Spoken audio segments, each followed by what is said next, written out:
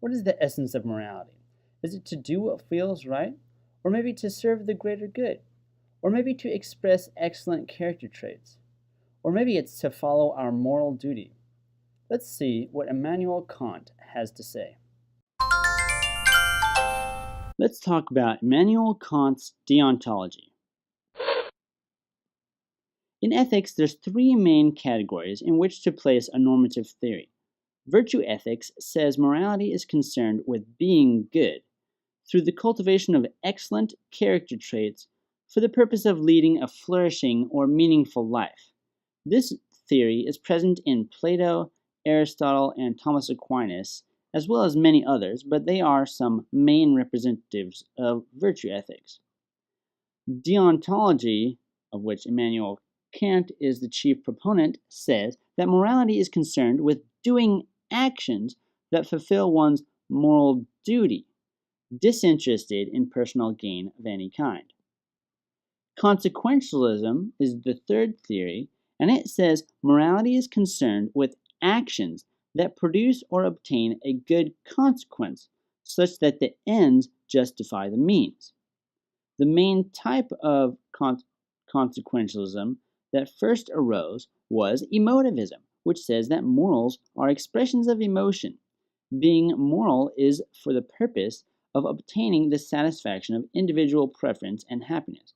This was advocated by David Hume, and a later development of this idea was utilitarianism, which has now become very widespread and is the most popular form of consequentialism.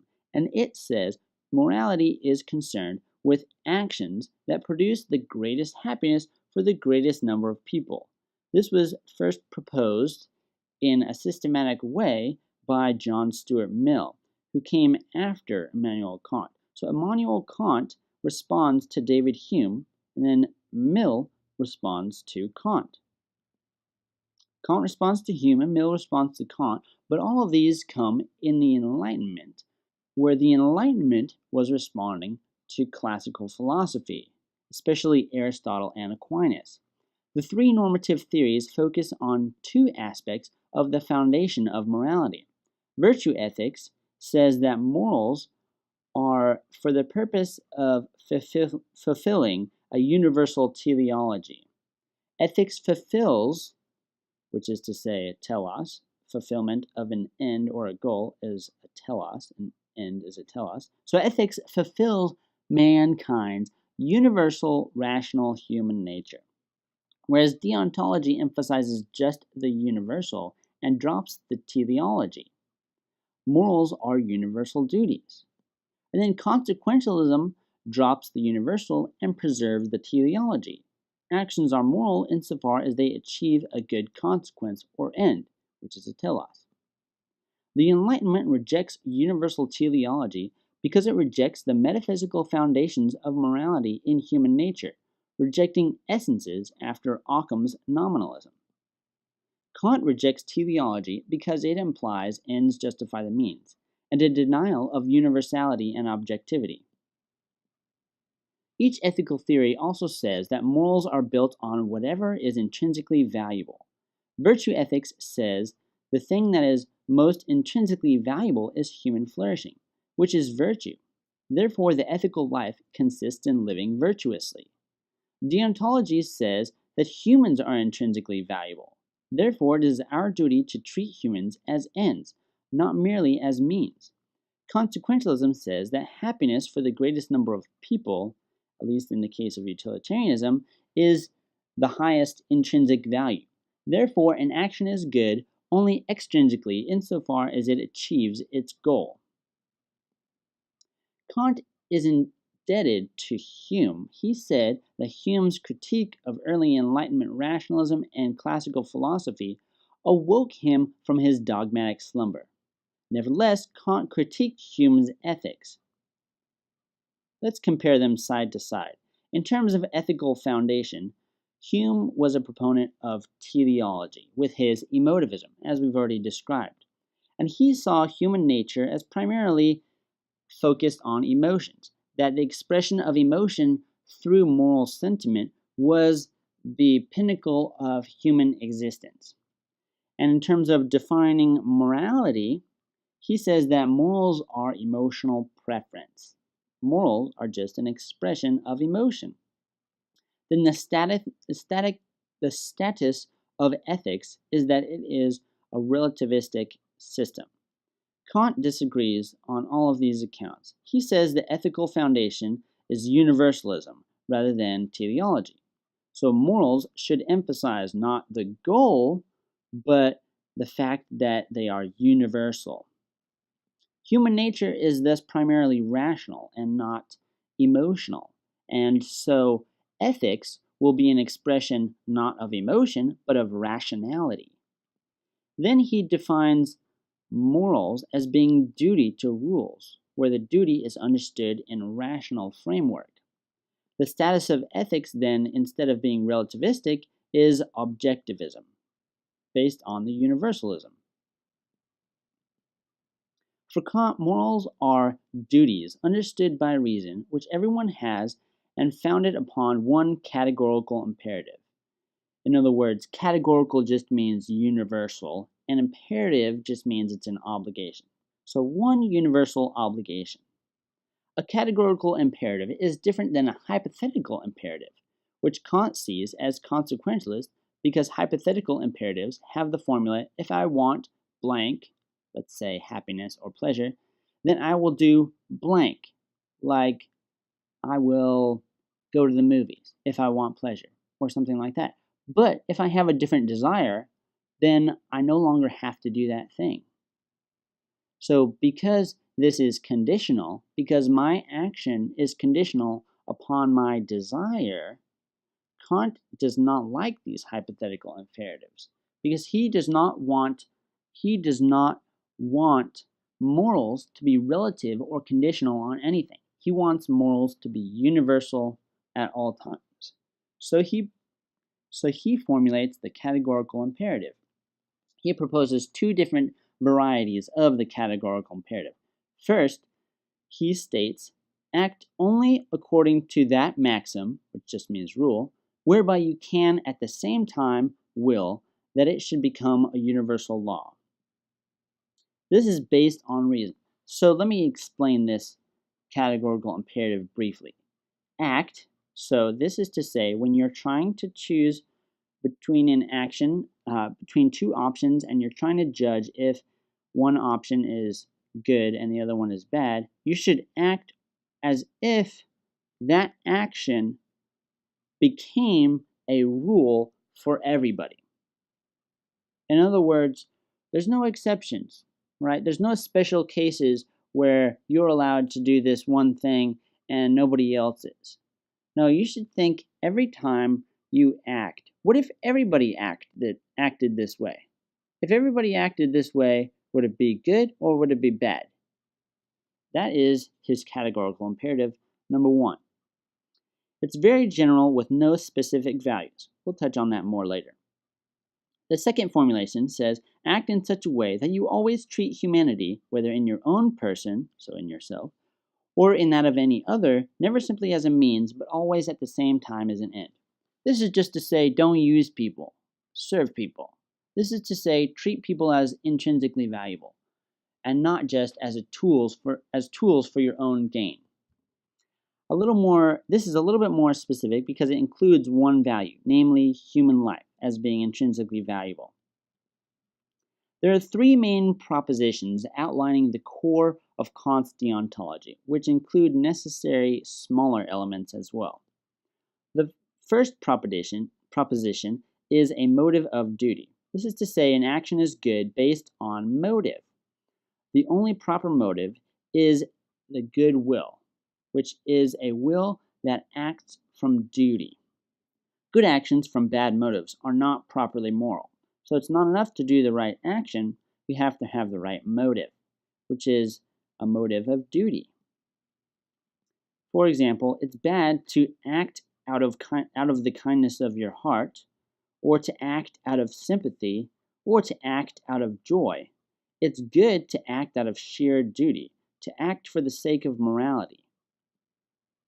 This is to describe what is called disinterest, which means not being influenced by personal agenda, aka impartiality. Right? So duty in deontology says act for the sake of the universal alone. If you act for the sake of happiness, you act out of emotion. If you act for the sake of happiness, then you treat other people as a tool, not as intrinsically valuable. So disinterest is contrasted with interest. Interest says that when you act in a moral way, you fulfill something in yourself. But Kant says that when you act morally, you do not fulfill something in yourself. You act only for the sake of duty and for the sake of the other person. For example, you're walking along and see a homeless person. You're in pretty good, so you're moved by a feeling of pity, so you decide to be generous. Is this moral or immoral? Just take a second. What's your gut reaction? Is this moral or immoral? Kant says it's admirable but not disinterested, so it's not moral. In other words, you treated the other person only as a means to your own self-satisfaction and did not treat the other person as an end with intrinsic value. If you act morally only when you feel like it, morality will collapse. So if you're not happy and you're not moved by a feeling of pity, then why would you do it? It's not going to make you feel happy. What if your emotions are different? What if you had apathy instead of pity? Would your moral duty change? You wouldn't have given money if your emotions were different and if morals were for the sake of satisfying something in yourself. This is his criticism of consequentialism, specifically emotivism, to say that you should not just act off your desire, because if your desire is not there, you still have a duty to do the right thing. This is to expound moral effort theory, which says the more difficulty you have to overcome, the more moral your action. Which is more moral? You have such a habit of doing the right thing that it is natural and automatic. Or you have such a difficulty doing the right thing that it takes a lot of effort every single time. For Kant, he would say the second one. Every time you do the right thing, if it's really difficult for you to do it, that is more moral than if it's easy for you to do the right thing. The reason that he says this is because he does not consider character qualities, such as, oh, that's a really patient person. They just respond in the right ways all the time. There is something valuable in this moral effort theory, namely, it is praiseworthy that somebody overcomes obstacles and does the right thing even when they don't want to. That's praiseworthy. But it's even more praiseworthy if they do want to. In fact, the only time a person has this kind of struggle is typically when they are not as moral as they could be. They are their own obstacle because they're less than perfect. So proposition 1 is to have a motive of duty, which is to say a good will, namely acting for the sake of duty. Proposition 2 is the principle of volition. Kant says an action done from duty has its moral worth not in the purpose to be attained by it, the goal or the consequence, but in the maxim in accordance with which it is decided upon. It depends therefore not on the realization of the object of the action, but solely on the principle of volition, in accordance with which, irrespective of all objects of the faculty of desire, the action has been performed. In other words, the choice is moral not insofar as it obtains an object, but insofar as it is done in accordance with duty, whether or not you succeed. Again, proposition 1 is to have a motive of duty, which is to say a motive is good if it is for the sake of duty. Proposition 2 is the principle of volition, which says an action is good in fulfilling a duty, not in obtaining some consequence. Proposition 3 is reverence for the law. Kant says duty is the necessity to act out of reverence for the law, For an object as the effect of my proposed action, I can have an inclination but never a reference. In other words, you can do something for the sake of duty, but you should love the duty. You should want the duty. You should desire duty. You should revere the fact that you're doing it out of duty. So desire for duty is reverence. Let's look at the categorical imperatives in more detail. The first articulation says, act only according to that maxim or rule whereby you can at the same time will, that is desire, that it should become a universal law. Let's look at an example. Let's take the maxim, I should break my promise just this one time.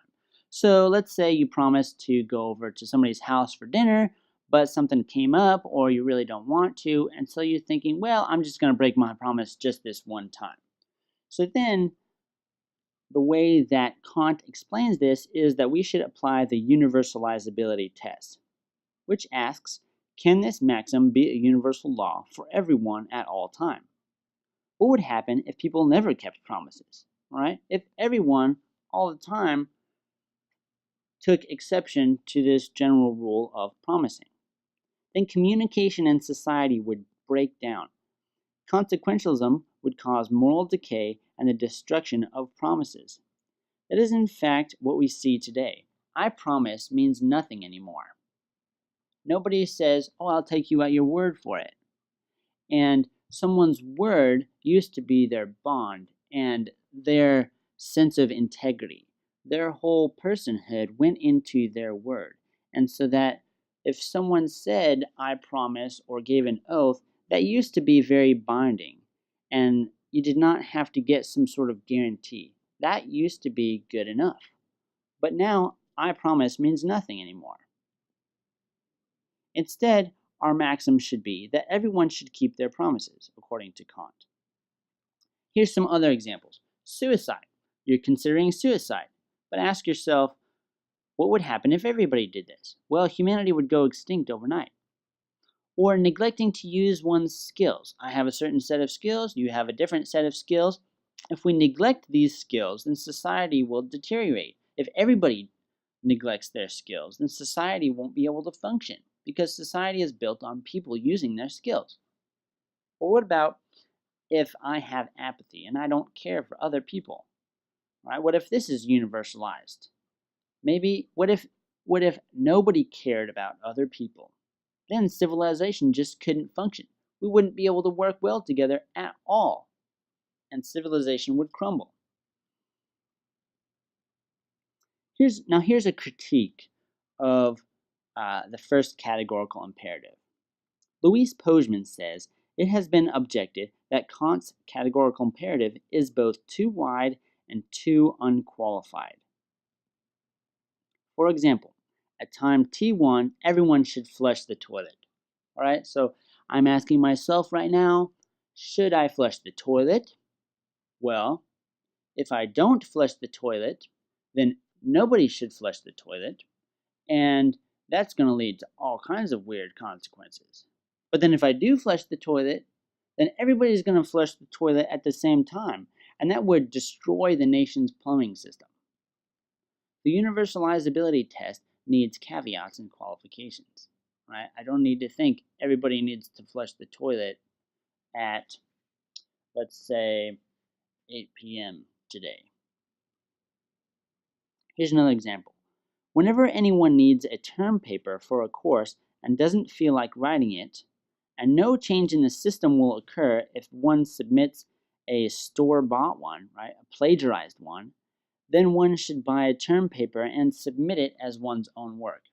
In other words, this is a case of cheating, but I've carefully articulated my maxim in such a way where it is universalizable, because I built into the maxim certain caveats. And so this seems to be universalizable. And so it passes the universalizability test, but it also allows me to cheat, which Kant would not be an advocate of. See, there's no limit to the number of qualifications you could add to the maxim to make it universal. You could make anything universal. This could permit anything if you phrase your maxim carefully. This makes the categorical imperative not practical or livable. It certainly doesn't seem to be very prescriptive. This categorical imperative is purely formal and leaves out any understanding about the content or material aspect of morality. This formal consistency does not tell us whether cheating itself is right or wrong. The second articulation of the categorical imperative, according to Kant, says, act in such a way that you always treat humanity, whether in your own person or in that of any other, never simply as a means, but always at the same time as an end. Right? This adds one value on which to base morality. Remember, morals are based on values in every system of ethics. Categorical imperative number 1 is formal in nature, providing no content. Categorical imperative 2 adds one value. But it is not clear that this is enough to prescribe actions, this one value. Nor is it clear that one should treat people only as ends. Indeed, this may not be true. In fact, it is difficult to understand how exactly to apply this one value, and deontology in this most fundamental articulation with the two categorical imperatives does not really tell us how to apply these values. For example, selfish means seeking my desire at another's expense. The other person is only a means or instrument to my own desire, right? This is exactly the kind of thing that Kant is trying to prevent, right? So this is good so far. This is against consequentialism. He is against selfishness. But we can define selflessness in an interested kind of way rather than disinterested. Selfless is to say, seeking my desire through seeking another's desire. They are both, the other person is both a means and an end. For example, bringing my wife flowers because making her happy makes me happy. If it didn't make me happy, something's wrong, right? So that means that when I bring her flowers, I could give them to her and say, well, I really didn't want to give you these flowers, but I know it's my duty to give you flowers to serve you. Or I could say, I gave you these flowers because I couldn't help myself. I just wanted to see you smile. So that is selfless, right? In the sense where I am actually obtaining my goal, and because I am obtaining my goal, I am making myself happy. But what's my goal? My goal is to make my wife happy. So if my goal is somebody else's happiness, then we both obtain that goal. And so my wife is both a means and an end. This seems to be a critique of the disinterest. Let's do the write-up on Kant's deontology. Kant says that the harder a choice is, the more moral it is. Aristotle says that when you do the right thing often, it becomes habit and easier. Which one do you agree with, and why? In other words, this is talking about moral effort theory. Is it more moral if something is easy for you to do, or if it is hard for you to do? Kant says acting from desire is selfish. Others say it means you have trained your desires well. Which one do you agree with? Why? What is a duty you have that others don't? Should everyone do that? Why? This is the Universalizability Test. Just think of a duty that you have. Should everybody do that duty? Why? Or why not? How can you state that duty as a universal rule? What qualifiers do you need to add?